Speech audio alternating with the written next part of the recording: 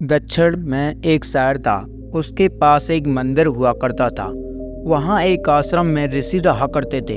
वो ही उस मंदिर की देखभाल किया करते थे। उस मंदिर में हर चीज का ध्यान रखते थे, साज सजावट किया करते थे। वह ऋषि प्रत्येक दिन भिक्षा मांगने के लिए शहर में घूमा करते थे। वह रोज पूरा दिन भिक्षा मांगते और शाम को भोजन के समय वापस आते। उन्हें जो भी से भिक्षा में मिलता उसमें से अपने लिए रख बाकी सब गरीबों में दान कर दिया करते थे, जो उसके बदले में मंदिर की साफ सफाई कर देते थे। उसी आश्रम में एक चूहा भी अपने बिल में रहता था और हर रोज कटोरे में से कुछ ना कुछ भोजन चुरा लेता था। वह साधु यह समझ नहीं पा रहे थे कि रोज उस कटोरे का भोजन कहाँ जाता है। एक दिन वह उस चूहे को चोरी करते देख लेते हैं। वह तय करते हैं कि इस चूहे को रोकना होगा। वह हर प्रयत्न करते हैं लेकिन कोई भी योजना सफल नहीं होती। तब उन्होंने कटोरे को काफ़ी ऊंचाई पर रखना शुरू कर दिया ताकि चूहा वहां तक पहुंच ना सके, और यहां तक कि एक छड़ी के साथ चूहे को मार भगाने की भी कोशिश की। लेकिन वह चूहा किसी भी तरह रोज उस कटोरे तक पहुंचने का रास्ता ढूंढ ही लेता और कुछ भोजन चुरा लेता था और वापस जाकर बिल में घुस जाता। तब यह लगातार चलने लगा था। तब एक दिन एक बिच्छू मंदिर की यात्रा करने वहां आते हैं। उस दिन भी प्रत्येक दिन की तरह साधु चूहे को भगाने में लगे हुए थे। वह उस चूहे को डंडे से मारने में इतना व्यस्त थे कि वह उस बिच्छू से मिलने भी नहीं पाए। ये सब देख बिच्छू क्रोध से भर जाता है। उन्हें लगता है कि इस साधु ने मेरा अपमान किया है। मैं कब से यहाँ प्रतीक्षा कर रहा हूँ, यह ध्यान नहीं दे रहे हैं। बिच्छू ने क्रोध में आकर उस साधु से कहा कि मैं आपके आश्रम में कभी नहीं आऊँगा, क्योंकि मुझे नहीं लगता यहाँ आने का कोई मतलब है। शायद मुझसे बात करने के अलावा आपको अन्य काम ज़्यादा महत्वपूर्ण लग रहे हैं। तब वह साधु उस बिच्छू से बड़े ही प्रेम से कहते हैं कि मेरा आपका अपमान करने का कोई उद्देश्य नहीं था, क्षमा करें, मेरा आपकी तरफ ध्यान नहीं गया। दरअसल मैं थोड़ा परेशान था।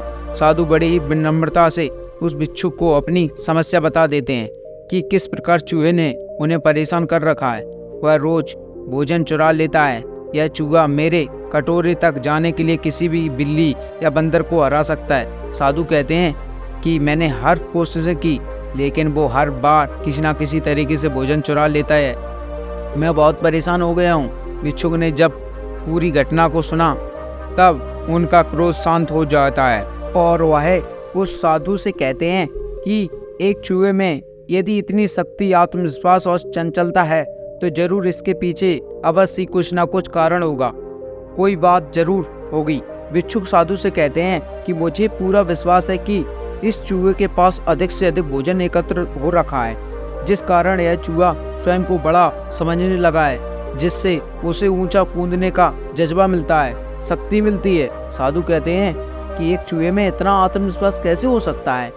तब वह बिच्छू कहते हैं कि क्योंकि चूहे को यह भली भांति पता है कि उसके पास ऐसा कुछ नहीं है जिसे खोने से वह डरे, जिस कारण वह निडरता से सब करता है। तब साधु कहते हैं कि फिर क्या करें, इस तरह तो वह रोज यह सब करेगा। मैं परेशान हूँ उस चूहे से। तब बिच्छू कहते हैं कि इसके लिए एक उपाय निकालना पड़ेगा। साधु और बिच्छू मिलकर यह निष्कर्ष निकालते हैं कि यदि उस चूहे को हराना है तो हमें उसके बिल तक पहुंचना होगा। यदि हम वहां तक पहुंचने में सफल हो जाते हैं तो हम उस चूहे के भंडार तक पहुंचने में पूरी तरह सक्षम हो जाएंगे।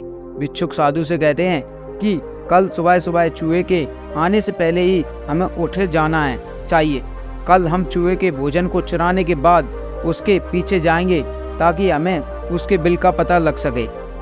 और अगली सुबह सुबह ही साधु और बिच्छू आकर छिप जाते हैं। चूहा आता है, भोजन चुरा के जाने लगता है। तब वह दोनों उस चूहे का पीछे करते और उसके बिल के प्रवेश द्वार तक पहुंच जाते हैं। वहां पहुंच बिच्छू साधु से कहते हैं कि चलो जल्दी से अब इसकी खुदाई करके देखते हैं कि यहाँ क्या है। दोनों खुदाई शुरू करते हैं और खुदाई के बाद वह यह पाते हैं कि उस चूहे ने अनाज का एक विशाल भंडार बना रखा है। यह देख साधु जल्दी से सारा चुराया भोजन एकत्र करने लग जाते हैं और उसके बाद वह मंदिर में लेकर लौट आते हैं। कुछ देर बाद जब वह चूहा वापस अपने बिल के पास जाता है तो वहाँ इतना बड़ा गड्ढा देख हैरान हो जाता है कि यह सब कैसे हुआ। वह अंदर झांककर देखता है कि उसका एकत्र किया हुआ सारा भोजन गायब है। यह देख बहुत ही दुखी हो जाता है। चूहे को इस बात का बहुत गहरा झटका लगता है कि उसका जोड़ा गया सब कुछ वापस छीन लिया गया है। उसका सारा आत्मविश्वास टूट जाता है। अब उसका सारा भंडार गायब हो चुका होता है, उसके पास कुछ भी नहीं बचता। तब वह तय करता है कि वह दोबारा से रात में जाकर चोरी छुपे भोजन चुराएगा और फिर से सब एकत्र करेगा। वह वापस वो मंदिर जाता है, लेकिन उस बार सब विपरीत हो जाता है।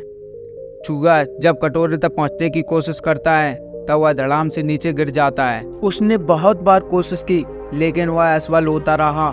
यह सब देख उसे यह एहसास होता है कि अब ना तो उसके पास शक्ति है और ना ही आत्मविश्वास। वह भी अभी भी खत्म हो गया भंडार की तरह है। यह सब घटना साधु और भिक्षुक देख रहे थे।